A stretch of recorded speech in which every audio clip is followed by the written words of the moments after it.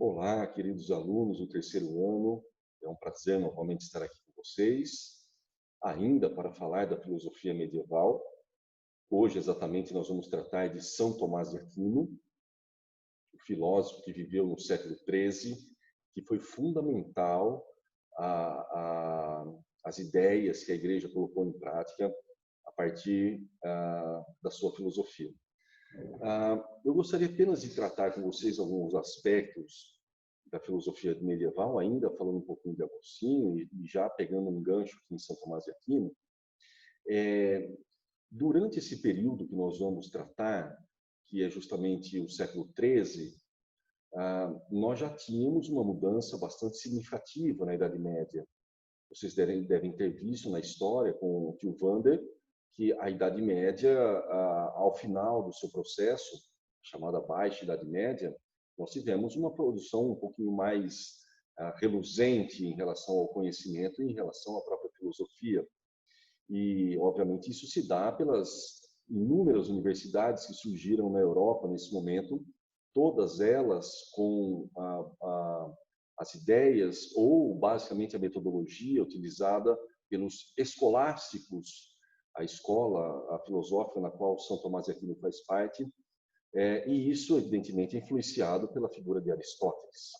Portanto, meus anjos, hoje nós teremos mais uma viagem na Idade Média e nós vamos ter contato direto com a filosofia de São Tomás de Aquino. São Tomás de Aquino foi um filósofo de tanta envergadura que, durante o Concílio de Trento, após a Reforma Protestante, nós tivemos o Papa Urbano colocando à mesa a Bíblia de um lado e, do outro lado, a Suma Teológica de São Tomás de Aquino. Então, vocês percebam que a filosofia de São Tomás de Aquino para a Igreja Católica é de fundamental importância naquilo que se refere às fundamentações do conhecimento teológico, do conhecimento cristão, e é isso que nós vamos discutir hoje a partir da aula, ok? Eu vou abrir aqui a aulinha para vocês. Sempre é bom lembrar que, mesmo com a aula exposta, é interessante que vocês deem uma olhadinha aqui no livro, né, meninos, para ver em que pé estamos. Hoje nós estaremos aqui na página 45 e 46. Nós vamos tratar da filosofia de São Tomás de Aquino e nós vamos começar justamente com a imagem da escola de Atenas, pintada por Rafael Santos. Nós vimos na aula passada que Santo Agostinho e a sua patrística é influenciado diretamente por Platão e os neoplatônicos. Hoje nós veremos que Santo Agostinho, que São Tomás de Aquino e a escolástica têm uma influência determinante de Aristóteles. Aristóteles não era bem visto aos olhos da Igreja. A Igreja sempre teve uma certa repugnância da filosofia aristotélica, e nós sabemos que a filosofia de Aristóteles não vai buscar a essência, o ser primeiro das coisas, em um ambiente transcendental, como fez Platão. Aristóteles vai buscar a verdade justamente no ambiente natural, ou seja, a partir dos sentidos e da racionalidade, eu encontro evidências da verdade absoluta. Isso, aos olhos da Igreja, obviamente que não fazia parte do seu cabedal de ideias, e isso entrava em choque com os desígnios cristãos, principalmente aqueles relevantes à Escritura. Mas é interessante notar que, com o advento das universidades, São Tomás de Aquino, né, um grande exemplo disso tudo, virá que, na filosofia de Aristóteles, há muita potencialidade, ou há uma potencialidade, em se colocar em prática desígnios cristãos a partir da filosofia aristotélica. Portanto, a filosofia de Aristóteles servirá como base, ou como instrumento, ou como fundamento, para evidenciar aquilo que se colocou em prática no cristianismo através dos seus dogmas. Tudo bem? Seguimos um pouco adiante. O lema da escolástica vai ser entender para crer. Veja nesse momento que a racionalidade é colocada num patamar bastante significativo. Digamos que em Santo Agostinho a racionalidade teve um papel interessante, mas ela não é preponderante para a busca do conhecimento. Aqui, em São Tomás de Aquino, nós veremos que a racionalidade, assim como a fé, elas são como dois rios que desaguam no mar. Ou seja, tanto a fé quanto a razão, elas têm o potencial de encontrar desígnios verdadeiros, aqueles contidos na figura de Deus. Ou seja, eu posso trilhar dois caminhos, ou posso entrelaçar dois caminhos para encontrar a verdade absoluta, ou a racionalidade ou a fé, ou a racionalidade e a fé. Algumas vezes a fé ela nos permite encontrar uma amplitude maior sobre aquilo que se refere aos desígnios divinos. Porém, a racionalidade não é descartável, pelo contrário, a racionalidade será fundamental também na busca pelas verdades contidas na mente de Deus. Portanto, meus anjos, fé e razão estão entrelaçadas, elas têm o mesmo objeto e objetivo, que é justamente encontrar a verdade contida em Deus. Tudo bem? Gostaria de ler esse último parágrafo para vocês, para que nós pudéssemos fazer um gancho para o próximo slide. No século XIII, São Tomás de Aquino, sob a influência de Aristóteles, criou um sistema filosófico capaz de abarcar todos os elementos necessários às concepções do cristianismo, tudo como fundamento, tendo como fundamento a relação entre fé e razão. Veja que interessante que o sujeito que tem fé pode alcançar os desígnios de Deus, pode alcançar a verdade absoluta através da razão. O caminho que se faz nesse momento em São Tomás de Aquino é um caminho, em primeiro lugar, da crença, da existência divina, e, em segundo lugar, do uso da razão como instrumento para alcançar os desígnios verdadeiros ou os princípios primeiros contidos na mente de Deus. Vejam que interessante, meninos. Eu vou dar como exemplo as 5 vias que São Tomás de Aquino usa para provar a existência de Deus. Faremos uma pergunta, a pergunta que será feita, que nós faríamos para São Tomás de Aquino seria: Deus existe, afinal de contas? Como que nós poderíamos provar a existência de Deus? É evidente que nós temos a fé, nós temos o princípio da fé como um elemento indispensável para a crença de Deus. Mas nós sabemos também que a filosofia, durante a Idade Média, ela era o recurso ou o fundamento necessário para ratificar ou fundamentar as ideias contidas na religião. Portanto, meninos, veja que interessante. Nós vamos anunciar a nossa fé, a nossa crença em Deus, e nesse momento nós vamos usar a racionalidade como um instrumento capaz de evidenciar a existência de Deus. É lógico que São Tomás de Aquino vai beber todo esse processo na fonte de Aristóteles, vai buscar tanto na metafísica de Aristóteles como na física de Aristóteles respostas para a existência de Deus. Percebam, portanto, que assim como fez Santo Agostinho com Platão, São Tomás de Aquino vai adaptar a filosofia aristotélica aos princípios cristãos. Veremos, então, as 5 vias que provam a existência de Deus através da racionalidade. A primeira delas. Oriundo da física de Aristóteles, crê que, se tudo que move é movido por algo, numa relação de causa e efeito, não pode ser admitida uma regressão ao infinito, devendo existir um primeiro motor. Deus, assim, é um primeiro motor. Ou seja, tudo que está na natureza está em movimento, e esse movimento tende a se relacionar a uma causa e um efeito. Uma coisa só ocorre porque existe como essência daquele ser o fato de ele ser o que é. Muito bem? Então, esse movimento, se nós regredirmos ao máximo esse movimento, nós temos que chegar a um princípio primeiro que não se mova. Esse princípio primeiro é um primeiro motor, pois se ele também estiver em movimento, ele tenderá a desaparecer. Portanto, o primeiro motor ou o primeiro movimento é aquele que dá origem a todo o processo de movimento existente na natureza, e ele não está em movimento pelo fato que, se ele estivesse, obviamente que ele tenderia a desaparecer como tudo aquilo que está em movimento. O primeiro motor, portanto, não se move. E o que é que deu essa condição para que tudo existisse? Obviamente, é a figura de Deus. Muito bem. O segundo argumento, oriundo da metafísica de Aristóteles, defende a ideia de que, se perguntássemos a qualquer fenômeno do mundo sua causa e continuássemos sucessivamente perguntando as causas de suas causas, em todos os casos chegaríamos a Deus. Muito bem. Eu venho do meu pai, que veio do meu avô, que veio do meu bisavô, que veio do meu tataravô, que foi, enfim, houve uma regressão, estamos fazendo uma regressão até chegarmos a um ser primeiro. Nós temos que chegar a um ser primeiro. O homem não surgiu do nada, não houve uma geração espontânea, não há abiogênese, nós sabemos disso. Evidentemente que nós tivemos uma origem, uma causa primeira, e essa causa primeira é justamente a figura de Deus.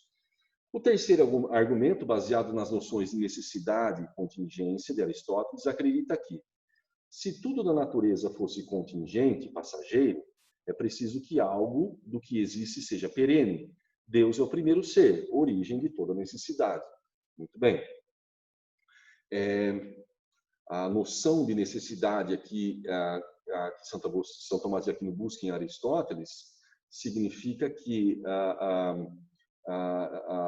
a ideia se remete muito proximamente àquilo que nós vimos no primeiro argumento, ou seja, se tudo aquilo que está em movimento, se tudo aquilo que existe tende a desaparecer, é evidente que algo que deu origem a tudo aquilo que tende a desaparecer não pode ter essa mesma condição ou essa mesma natureza. Se ele tivesse essa mesma natureza, é óbvio que, ao final, ele também desapareceria. Mas a condição divina é uma condição de necessidade, ele existe por si mesmo, e a existência por si mesmo faz com que ele dê origem aos demais elementos que existem por contingência, que tendem a sofrer esse processo de corrupção e desintegração. E esse ser, obviamente, também é Deus. O quarto argumento, inspirado na metafísica de Aristóteles, pensa que, se todas as coisas da natureza têm uma qualidade, em maior ou menor grau, tamanho, força, é preciso um parâmetro, a perfeição, que é Deus, portador de todos os atributos e qualidades em máximo grau. Ou seja, todos os seres que existem na natureza possuem especificidades, possuem acidentes, possuem qualidades. E essas qualidades, alto, baixo, gordo, magro, obviamente que todas essas qualidades só podem existir se estiver contida num primeiro parâmetro, numa primeira ideia. Essa primeira ideia, ela tem em si todos esses aspectos, todas essas qualidades que existem sobre a realidade. E, obviamente, que, nesse sentido, esse ser deve ser um ser perfeito, porque há em si todos os parâmetros e qualidades que existem nos seres contingentes ou nos seres que vivem sob a sua subjugação, no caso nós, seres humanos, e no caso do ser perfeito, só nos restaria encontrar a figura de Deus. Muito bem. O quinto argumento diz que, se, como observa Aristóteles, a natureza possui um propósito, deve haver uma finalidade para toda a criação. Caso contrário, o universo não tenderia para um mesmo fim, o resultado. A causa inteligente do universo é Deus. É evidente que cada um dos seres existentes possui uma finalidade. Segundo Aristóteles, a finalidade do homem é ser feliz, é a felicidade. Alcançaríamos isso a partir das virtudes, nós discutimos isso em Aristóteles, e é evidente também que, se todos os seres possuem uma finalidade, isso deve ter uma origem em um ser inteligente. E, novamente, nós remeteremos à figura de Deus. Meninos, bem resumidamente, bem sucintamente, nós vimos as 5 vias de São Tomás de Aquino para se chegar à figura de Deus. O mais importante disso tudo não é decorar todas elas. São dois pontos os fundamentais. O primeiro é a relação existente entre a filosofia aristotélica e os princípios ou desígnios criados aqui por São Tomás de Aquino. E o segundo ponto que nós vamos idealizar, colocar em prática, é justamente como a racionalidade é capaz de transmitir os dados necessários para que nós cheguemos a uma conclusão de que Deus existe em si mesmo. Portanto, nesse caso, você vê que o fato de eu acreditar na crença de Deus é um princípio indelével, um princípio fundamental, mas o fato de eu conseguir provar a existência de Deus através da razão é evidente também que torna o cristianismo, torna a teologia algo explicado racionalmente, o que garante a ela um caráter de verdade, não só na sua condição de fé, mas também na sua condição racional. Tudo bem? Seguimos um pouquinho mais, nós vamos falar um pouquinho agora sobre a ética em São Tomás de Aquino. Veja, assim como Aristóteles, a ética aristotélica, as virtudes elas são fundamentais para que nós alcancemos a felicidade. Muito bem. Para São Tomás, nós devemos seguir esses mesmos princípios, ou seja, a virtude nos leva à felicidade. Só que a felicidade, nesse caso, é justamente uma aproximação nossa em relação à figura de Deus. É uma aproximação nossa com os desígnios e com a palavra de Deus.